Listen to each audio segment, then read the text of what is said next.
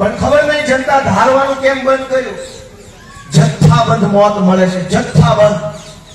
એક વ્યક્તિ બે વ્યક્તિ ગુજરી જાય એવી ઘટના તો આપણે જોઈ જ રહ્યા છીએ. જથ્થાબંધ મોત. રાજકોટમાં અગ્નિકાંડ થયો, 35 જણા જીવતા સળગી ગયા. પછી શું થયું? ભીનું સંકેલાઈ ગયું, બધું જ હકેલો કરી મૂકી દીધું. કોઈ સજા નહીં, કોઈ જેલમાં નહીં, કોઈને ફાંસી નહીં, કશું જ નહીં.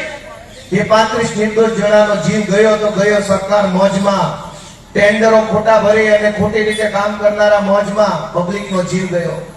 અહીંયા તમારે બ્રિજ તૂટી પડ્યો, શરૂઆતમાં 4 દિવસ ટીવીમાં આવ્યું, લોકોનો જીવ ગયો એ ગયો. કોઈને સજા નહીં, કોઈ જેલમાં નહીં, કશું જ થયું નહીં. બધું એમ જ ઘીના ધામમાં ઘી પડી ગયું. હરણીકાંડ બન્યો અહીંયા નજીકમાં, નિર્દોષ બાળકો તળાવની અંદર ડૂબીને મરી ગયા. કોઈને સજા નહીં, કોઈને જેલ નહીં, કોઈને કશું જ નહીં. મજા મજા મજા, બધા લોકો છૂટી ગયા અને જનતાનો જીવ ગયો.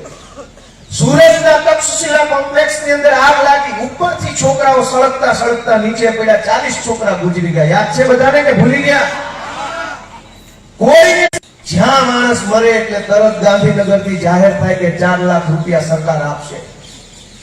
દોસ્તો, તમે તમારા દિલ ઉપર હાથ રાખીને વિચારો કે માણસના જીવનની કિંમત 4 લાખ રૂપિયા? કોઈ દીકરીના બાપના જીવની કિંમત 4 લાખ રૂપિયા? કોઈ માના દીકરાની કિંમત 4 લાખ રૂપિયા? કોઈની પત્નીની કિંમત 4 લાખ રૂપિયા? કોઈ દીકરીની માની કિંમત 4 લાખ રૂપિયા? તમે જે ભાજપને મત આપો છો એ ભાજપે આપણા બધાના જીવની કિંમત 4 લાખ રૂપિયા નક્કી કરી છે. ગમે હોય તો પાડો તાળીઓ બધા. ગમે એવી વાત નથી. મારા તમારા આપણા સૌના જીવની કિંમત 4 લાખ રૂપિયા નક્કી. કેબિનેટ મંત્રી બોલે 2 લાફા મારીશ, મારી નથી નાખવાના. જીવતા રહેશે, ખાલી 2 લાફા મારવા દેવો, 10 લાખ રૂપિયા ઉભા ઉભા આપી દઈશ. તમે અમારા જીવની કિંમત 4 લાખ નક્કી કરી. અમારા જીવ કરતા તમને લાફો મારવો સસ્તો પડશે અમને. દોસ્તો, કેવી સરકાર અને કેવું કામ અને કેવી વાત. તમે નહીં વિચારો તો કોણ વિચારશે? અમે